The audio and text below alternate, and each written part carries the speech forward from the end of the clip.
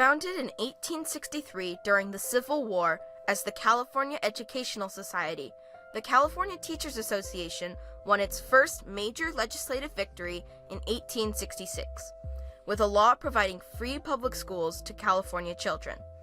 A year later, public funding was secured for schools that educated non-white students.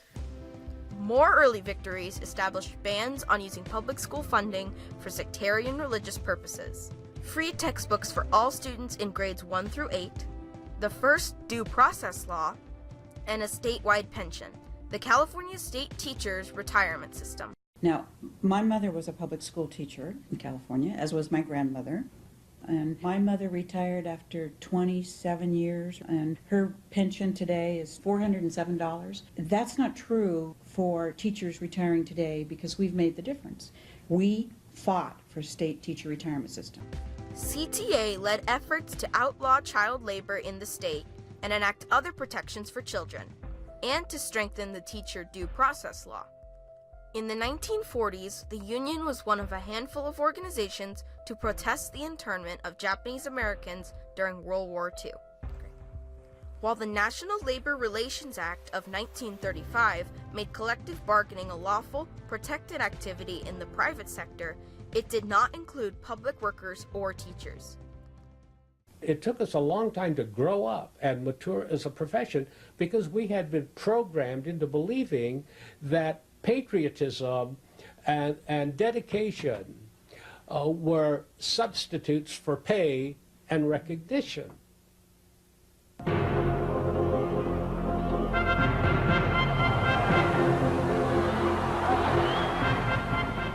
I started teaching in 1962, and in the 60s, the two locals in Los Angeles merged into one and formed the United Teachers of Los Angeles, which I became a charter member of. And immediately they went on strike, and we had a 23-day strike, which I think the majority of teachers took part in. They were orderly. They were disciplined. They were dedicated to educational progress, not disruption. I think teachers became more militant as they saw what was happening to the schools, how programs were being taken away that were vital to the education of the children. We weren't sure what was going to happen when we asked the teachers to walk out, but they knew that we were in this together. And if we were going to make some changes, we had to stick our necks out and become more vocal and actually walk out of the schools as a last resort. I taught 33 years in Jefferson School District, but we were not listened to. So our teachers in Daly City went out on the picket line, 227 of us. And 227 teachers were fired. The first time in the United States teachers were fired for striking. When we got our notice that we were fired, it's like the bottom drops out of you. It really hits you right here. And you're scared. You're really scared. The thing you had was the other teachers. You're walking side by side with people who are so dedicated. One of our favorite pictures, Jose Comner Scott, Barbara Davies. Her kids are hugging her, and she's walking out of her classroom to the picket line. I'm very, very proud to be part of the labor union movement among the teachers. We're just as important as Detroit and Chicago and Haymarket Square and all of the other people who put themselves on the line. And that's what our teachers did. After a decade of school strikes and teacher organizing, California K-14 educators at last won the right to bargain collectively in 1975, when the CTA-sponsored Educational Employment Relations Act, also known as the RADA Act, was signed into law by Governor Jerry Brown. The pent-up frustrations led to a rare and historic burst of union certification work. Within 18 months, 600 of 1,000 CTA locals statewide secured bargaining rights in their school districts. Prop 13 passed in June 1978. I remember it well because it was the day I was sworn in as president of my local chapter. I can remember being very, very happy, and then it was just dark. And we slipped from being up in the top 10 in the amount of money we pay per student down to sometimes clear down at the bottom. We were very, very desperate. And so the compromise was SB 813. It infused a huge amount of money into the public schools. It also increased the number of days that teachers taught. But CTA was the one that pushed to make sure that with the longer day, longer year, there was the money to go with it. A turning point in CTA's history came in 1988. That was the year teachers mobilized to pass Proposition 98, the landmark state law guaranteeing about 40% of the state's general fund for schools and community colleges. Teachers were tired of the legislature's raiding school funding during every economic downturn. State Council is a group of teachers who are elected to speak for the needs of teachers. It sets policy. It also determines which legislation we will support, which legislation we need to oppose.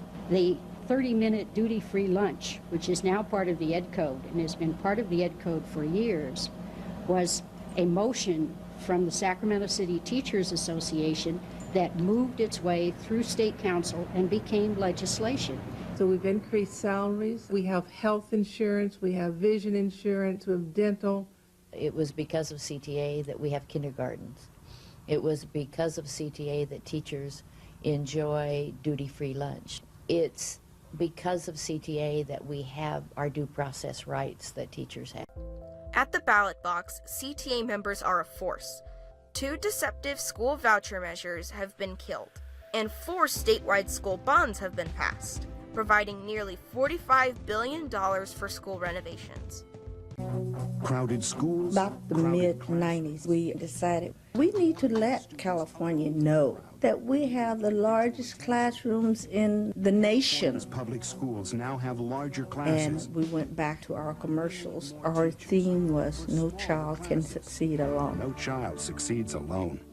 And the people start saying, wait a minute, I didn't know we were having these kinds of problems in public education. You need to do something about them, Governor Wilson. And all at once, Governor Wilson started listening and hearing. And he said, you know what? That's my issue. I'm going to reduce classes. And everybody in the world took credit for class size reduction. But we knew it was the California Teachers Association.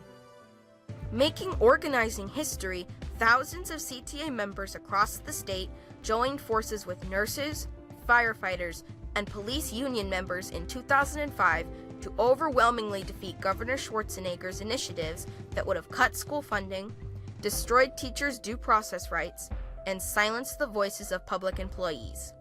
That same year, CTA filed a lawsuit against the governor to get back all money owed to schools under Proposition 98.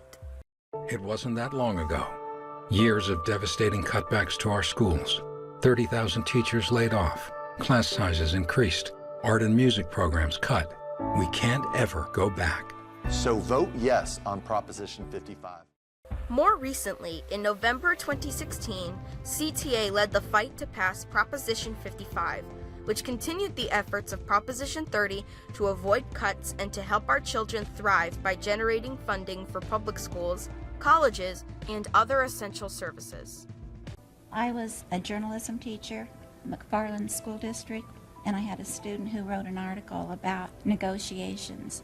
And the superintendent called the school about why are those students writing about such a subject. They didn't want to come right out and do anything illegal like tell me, no, you cannot print it, but they were trying to put pressure on me so that I would do it. And I didn't accept the pressure, and so I just printed it.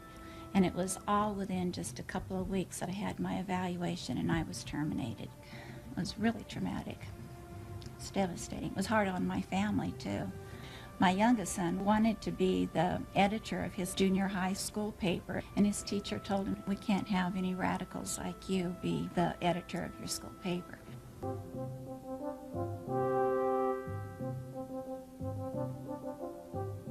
I did regret doing it. That year I was out of work was very, very difficult. And then my own children were feeling the effects of it. However, both of my boys are school teachers now, and they certainly know that they'd better be strong union members so that they'll always have some support if they should ever get in trouble as well. Today, CTA members are still voting, bargaining, and organizing for students, for better communities, and for the respect, benefits, and salaries that educators and education support professionals deserve. Together, we belong. Together, our voices are amplified for our students and our profession. Together, we keep public education strong.